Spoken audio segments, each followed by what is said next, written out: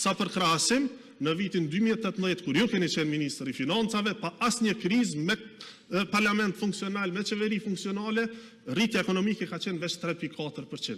Pra më e ulët se sa ne që kemi pasur kur ka pas kuvend jo funksional. Ju jeni ndodhur në shkelje kushtetuese 10 herë me veprimet e juaja që s'keni leju me bo institucionet edhe me ecë tutje. Unë asnjëherë nuk e mohoj ato që ka ndodhur.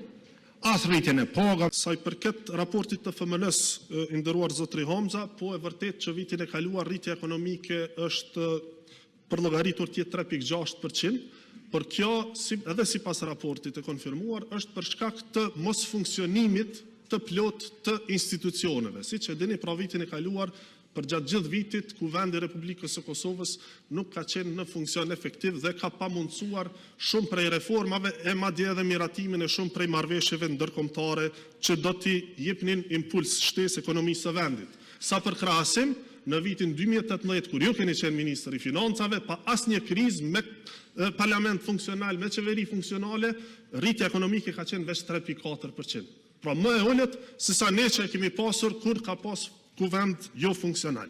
Sa i përket pagave, u tha që nuk janë rritur e pa vërtet gjithashtu, pra në sektorin publik pagat janë rritur 45%, duke mos llogaritur këtu edhe pagën e 13%, pra që sa po është dënë, ndërka që paga minimale nga niveli 170 euro që kemi gjetur, aktualisht është 425 euro dhe në korrekt të këtij viti bëhet 500 euro. Pra 3 fishim gati i pagës minimale në sektorin privat.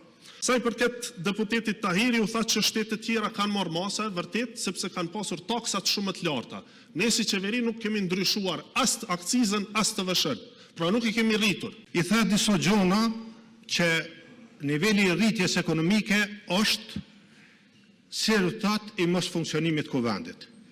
Edhe pajtona, edhe institucioneve. Po faktori edhe përgjegjësimi ju. Ju jeni ndodhur në shkelje kushtetuese 10 herë me veprimet e juaja që s'keni leju me bo institucionet edhe me ecë tutje. Unë asnjëherë nuk e mohoj ato që ka ndodhur. As rritjen e pagave, as shtesat për cilën do kategori edhe mi pres.